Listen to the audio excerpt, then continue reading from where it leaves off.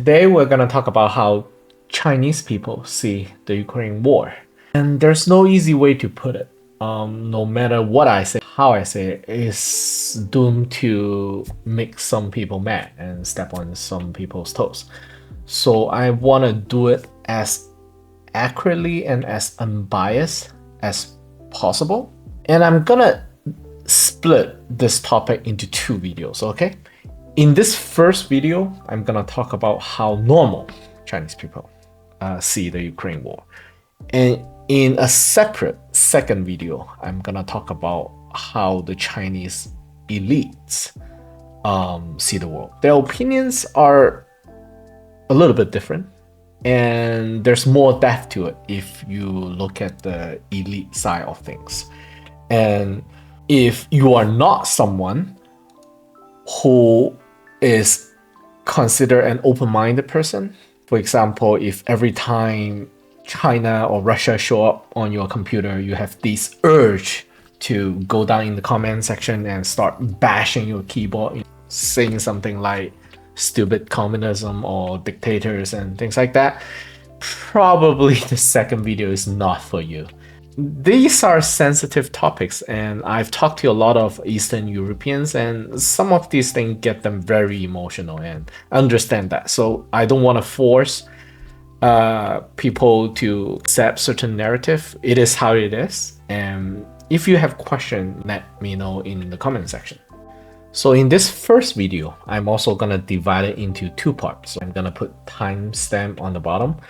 The first part will be two surveys I'll be showing you regarding how Chinese people see the current war. One is done by a Chinese university, one is done by a US university. So the first part is about how we think about this war, and the second part is why I think that way. And then I will also put some of my personal input into how I see these two reports are they accurate or not.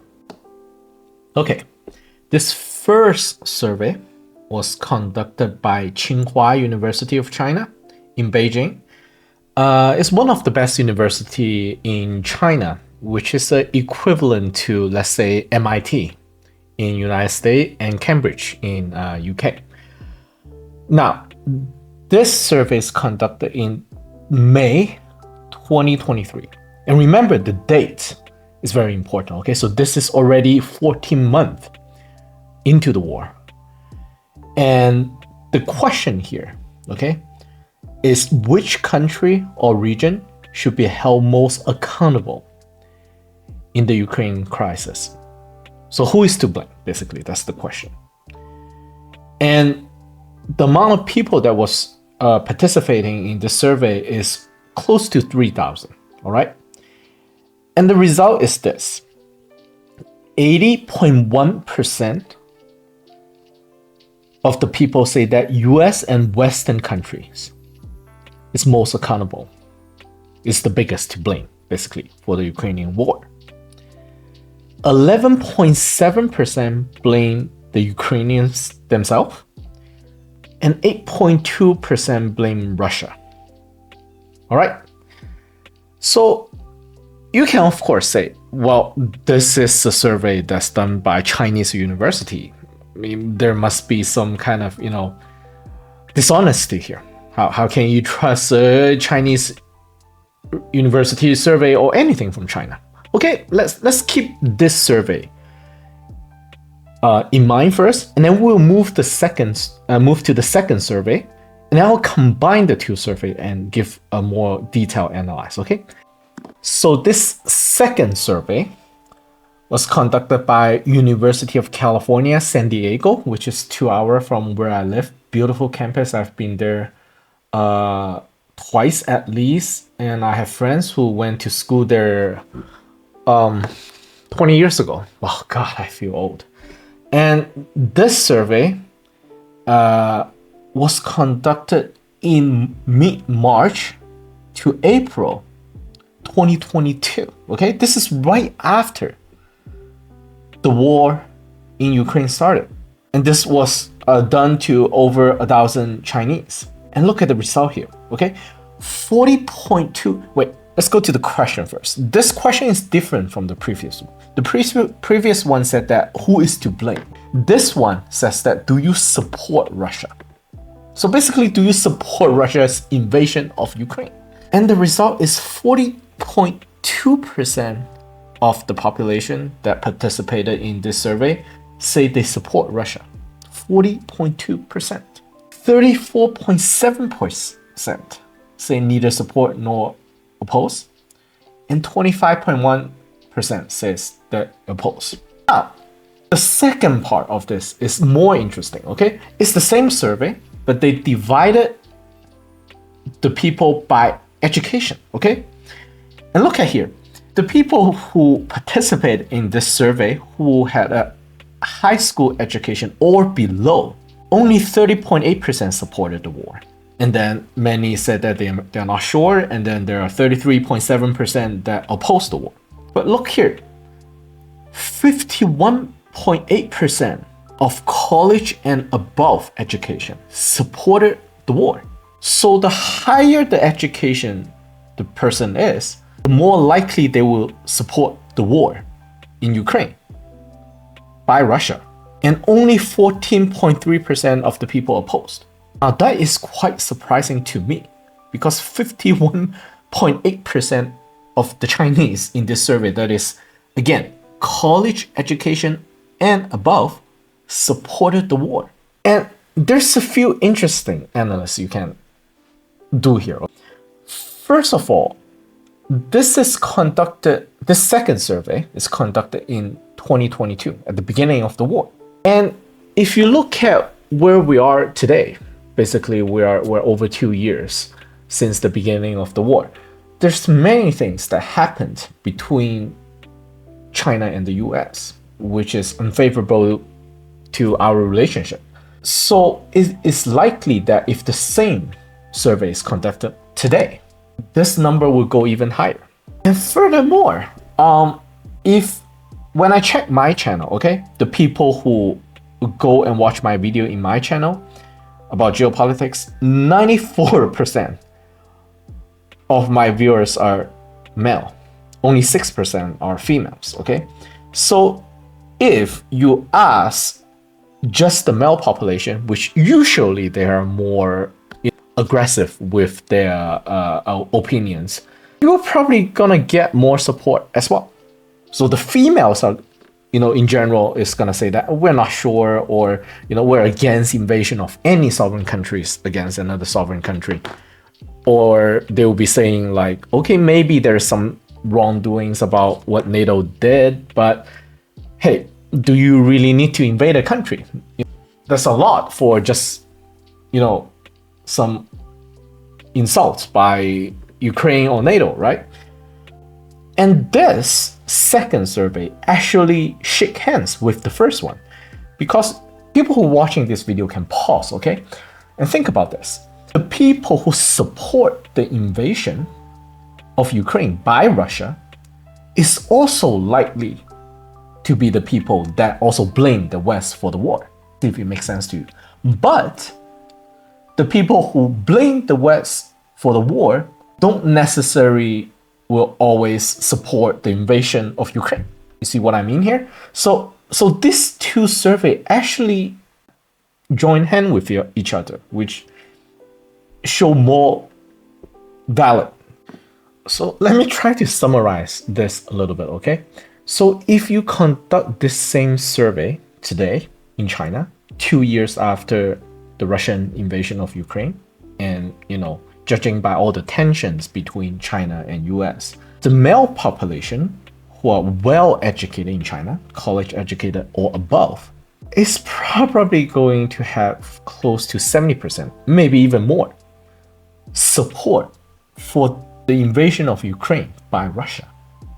That number is very crazy, even to me, who travel very often to China and talk to all kind of different people about this war. And in this last part, I will say that I will use my own experience. In China, I talked to quite a lot of people. I would say, not in huge depth, but around 20, 30 at least. And I would say that I talked in depth to more than 10 people about the war in Ukraine and see how they feel and what they respond. I will say that I'm really not sure about the support for the invasion. I can't really verify that part, but I can verify that regarding who to blame. I would say that from my experience talking to people in China, roughly 90% of the people blame Ukraine or the West, the US, for the war in Ukraine. And less than 10% of the people that I talk to actually blame Russia. So that kind of verified the first survey. And I talked to many people also that are in different cities, and they can say that this looks about right. It's not too far from, probably the true statistic in China. We're done with how Chinese people see the war in Ukraine. Now we're down to the why they see it this way. Okay. Yeah, I got it in the comment section several times that people ask, well, can Chinese people even find Ukraine on the map? There must be a lot of uneducated people in China, right? Their opinions are useless. Well, I would say that especially the better educated Chinese people, high school above, 2 years into this Ukraine war, they can find Ukraine. I would say that probably more than 95% of the people conducted in this survey can find Ukraine on the map very easily. So I don't think that's a huge issue here. And also, when I talk about, we're saying this is a survey to normal people, right? So what we mean by normal is people who probably spend a couple hours, dozens of hours since the war began to look at all the information, news, the background. Probably they won't spend several hundred hours on it, but just get the basic, understanding, and also they also have their own perspective, not just regarding Ukraine, but other geopolitical issue around the world. So this is how they see it. And I talk to my relatives, friends in real life, and I also watch a lot of geopolitical commentators here on YouTube who are Chinese. They make their videos in Chinese as well. So if you don't understand Chinese, you probably can't understand what they're saying. And also, I went to the Chinese forum and I read how they think and see different things, see how they debate and argue with each other. And it comes down to about 5 items, main 5 items, okay? Here are the 5. The first one is the major difference between how Western people see NATO and how Chinese people see NATO, okay? Chinese people do not see NATO as a naive defensive alliance. Chinese see NATO as an instrument of the US imperial power, all right? And there's many ways that, not me, they can argue for this point. Is that, for example, last week, Israel bombed the Iranian embassy in Syria.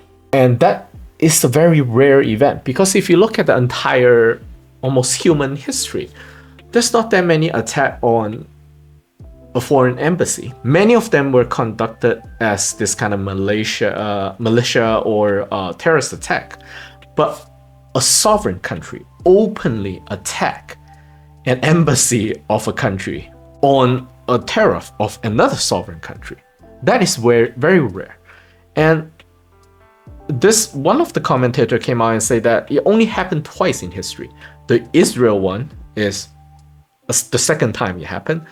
The first time is the NATO bombing of Chinese embassy in Belgrade, Yugoslavia. So that's the only 2 times that, a sovereign nation directly attack an embassy of a foreign country in a foreign nation.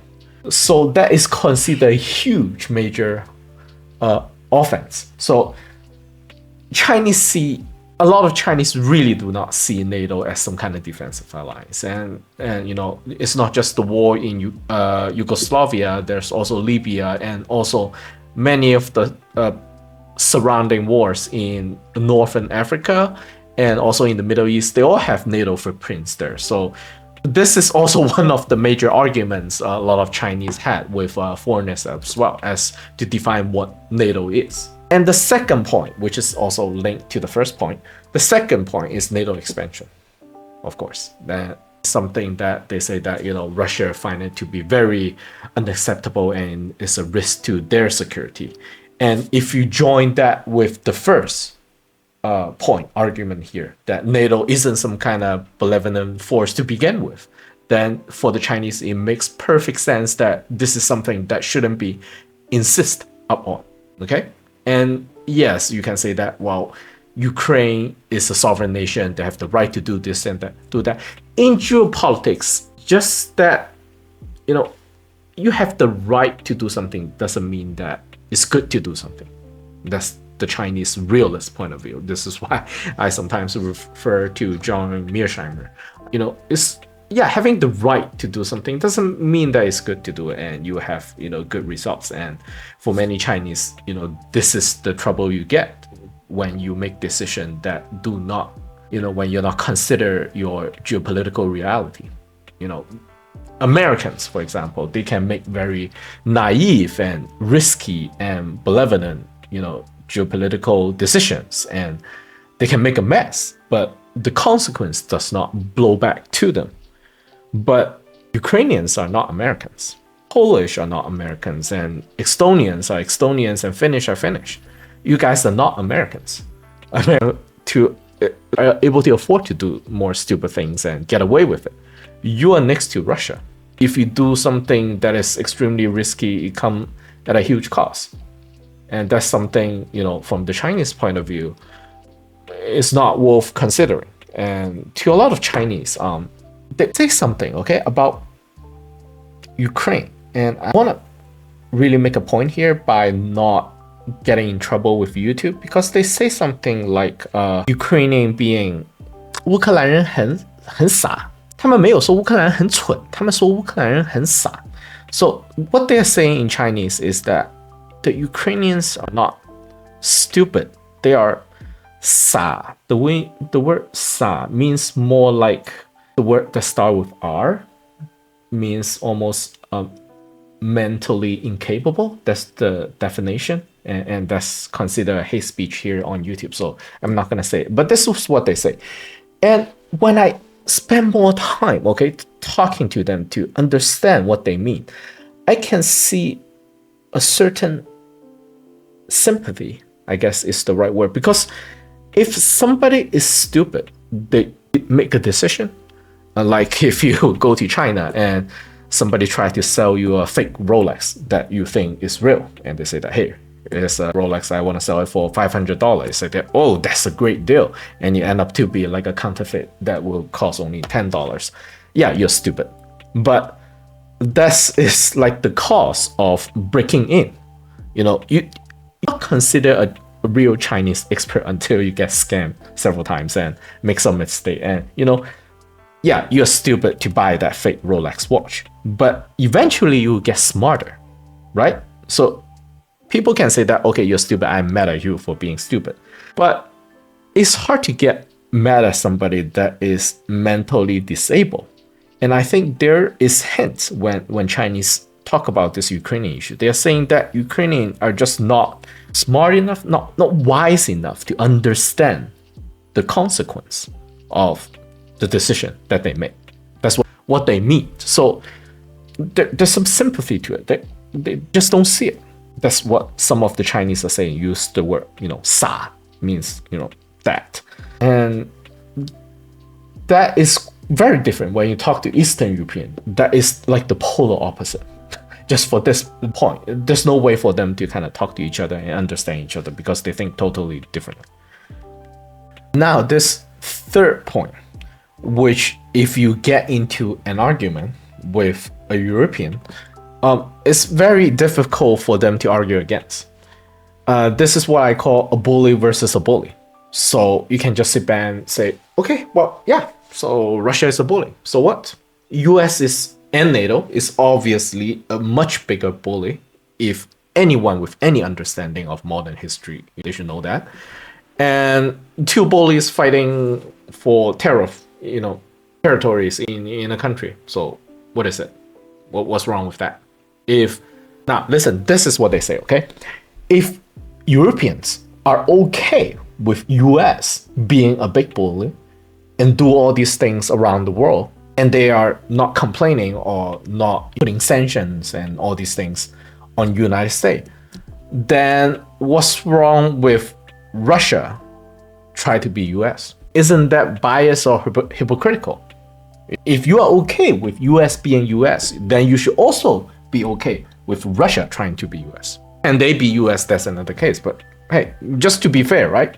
If you, for so many years, sit back, eat your popcorn while US screw up a lot of country around the world, then what's wrong with us Chinese sit back and eat popcorn this time while a bully next to you try to screw you up? Why is it our business? You sit back, we're sitting back too as well. That's even, right? We're not particularly to be blamed here because we're just doing what you are doing for so many years. So this is also a point that is, if you say that to a European, they say that, okay, well, that sounds fair. Unless, I've seen Europeans who try to argue that US also did many goods to the world and Russia only do bad things. It doesn't work down that hole against Chinese. And also, if you look at the modern history, yeah, well, you can say that both countries are bully. Well, fight it out, see who is the bigger bully, and the winner will get what they want. Maybe that's the way to go. To the previous observation, somewhere Europe has to grow out of the mindset that Europe's problems are the world's problems, but the world's problems are not Europe's problems. That if it is you, it's yours. If it is me, it's ours. I think that's something, and I see reflections of that. So yeah, if you say that Russia is an imperialist, well, is US an imperialist? Are you against imperialists or are you against Russia being an imperialist, right? If you are just against Russia, then you are being biased. If you are not being biased, then whenever US try to assassinate regime change or do invasion of another country, you should also send weapons to that country and put sanction on US, right? Just to be fair and have your moral high ground. That's the case to go. But if you don't do that, then you do not have moral high ground to begin with. So that's the Chinese way of arguing against this. Now, this fourth point, I will consider this to be one of the biggest driving factor out of all the reasoning Chinese give. But most Chinese will not admit it outright, okay? What I call this is just anti-US sentiment. And I will show you, okay, in this next picture, you can see that's people holding the photo of Vladimir Putin and the North Korean leader Kim Jong-un. And this is not in Russia or in North Korea. This is in the West Bank of Israel. These are Palestinians. So why are they holding up Putin and Kim's photograph? And this is not the only time. Okay, look at this next picture. That's Putin again, and this is, I believe, in Mali, and I think that's French. I have no idea what they are saying there. And then in this next paragraph again, it's in another African country, and you can see Putin's picture again. And after talking to many Chinese, I can see this to become a major a pattern, because what they're thinking is that, let me use an example here so you guys can understand. Okay, during the Pelosi visit to Taiwan, a lot of Chinese people got extremely mad. And they want the Chinese government to really demonstrate and retaliate using some violent means. And from the Chinese perspective, they want to make a point, right? This is our sovereignty. You cannot challenge it in any way. But also, Chinese don't want to kind of overdo it. That will kind of destabilize the regional balance of power or peace. But if they don't do anything, then the population will get extremely upset. And A lot of the Chinese consider the military drill after the Pelosi visit to be not strong enough of a response. Okay, I think at that point I actually talked to people that Russian President Putin actually become this Batman type of hero figure in some of the Chinese people's mindset, that saying that, okay, because our leader is not giving a strong enough response, I am actually want to give more of my emotional support to Russia and to Putin, because Putin is doing something stronger to make his point. And that gained massive support to Russia. And you can see that here in Palestine. This is a way of saying that, all these Muslim countries around the world who are, I would say, they're not very strong at the moment, and they're very divided and, relative speaking, smaller country. And Israel is very strong militarily, and also they have US backing and there's nuclear weapons. So kind of no Muslim country around Gaza is really standing up in a powerful demonstration, right? They're all kind of saying that this is not right, but they are not really kind of militarily standing up to retaliate or to protect the Palestinian, afraid that there will be an escalation that is not in their interest, which is understandable. Many of these countries, they're in a lot of trouble economically, and it's not a good time, especially when their military is not up to the task. Especially when we are talking about, these countries do not have nuclear weapon to kind of use as a leverage. And their population get very frustrated with how their government is not responding in a way that they would like to see. So they kind of put their kind of motion and the hope, I guess, into a leader that can do, which is right now Putin and Kim. Because every time when US try to bully North Korea start to shoot missile into the Japanese Sea, and Putin, of course, in Ukraine, they consider it to be and some anti-US action that is a sign of show of force. So for, let's say, Americans, you can use the Chinese spy balloon as an example. Okay, when there's a water, ocean, territory dispute in South China Sea, some American will say that, well, why is it our business, right? We don't even know where that is. And when the Chinese spy balloon flew over your head, and the media start to get you very, anxious and mad about how can Chinese do this, then more people will say that, well, we support the Philippines against Chinese aggression. We have no idea where those, dispute island is, but we support anything anti-Chinese. That's almost the same effect here that's shown what the Chinese is saying. Well, we don't know that much about Ukraine, but hey, the Americans are always bullying us in front of our doorstep, then we support Russia. Russia must be suffering the same bully there in Europe by NATO. So we back Russia. That's the explanation. We don't need to know that much about history and what's the reasoning. So US bully us, NATO bully Russia, we support Russia. That's it. This last point is driven by self-interest, okay?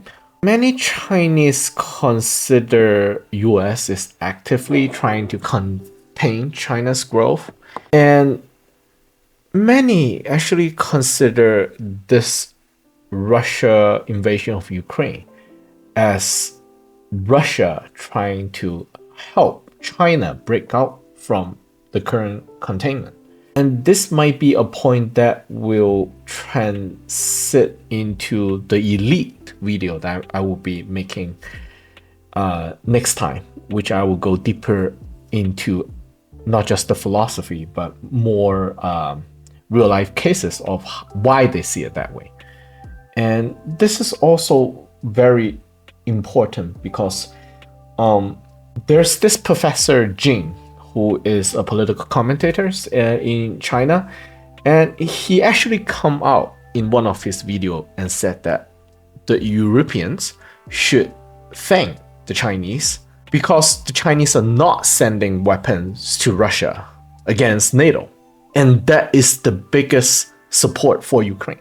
The logical thing for China is actually to support the war of Russia against NATO. That's actually his point. And this point has been made not just by one expert, but by a few actually. But again, it's not my way of seeing this, but they actually make this point. But in some way, it kind of makes sense if you go into the very detail of China and Ukraine relationship, which I'll be doing in my next video. Then maybe there is a trace of that Russia is hand in hand joint force with the Chinese in this struggle for power in Ukraine. And that's basically the final point I want to try to make here. And I would say that for myself, okay, I don't exactly agree to any of these, but when I have a discussion debate with usually Europeans, I want to bring them to different perspective and try to move the discussion away from Ukraine to other places around the world and have them see a bigger picture of global geopolitics and history. But the frustration is that things always end up back to these 5 topics that 5 reasons that I talk about today, that they are not interested in seeing other part of the world. They are hyper tunnel visioned in seeing just Russia. And, as long as Russia is bad, that's all they care about. If you talk about other places on the planet, other issues, it might be related to Ukraine as well, they're not interested. They listen to you, but they hear you. That's what I would say. They're not listening. They can spend an hour, 2 hours pretending to try to understand you, but at the end they just go back to forever Russia is bad, and that's it for them. So it's very frustrating for me to talk to them, and it always kind of root back into the same point of, well, Russia is bad, that's it. Why don't you join with us and then condemn Russia and support Ukraine? So that's basically it. And I will see you guys in the next video.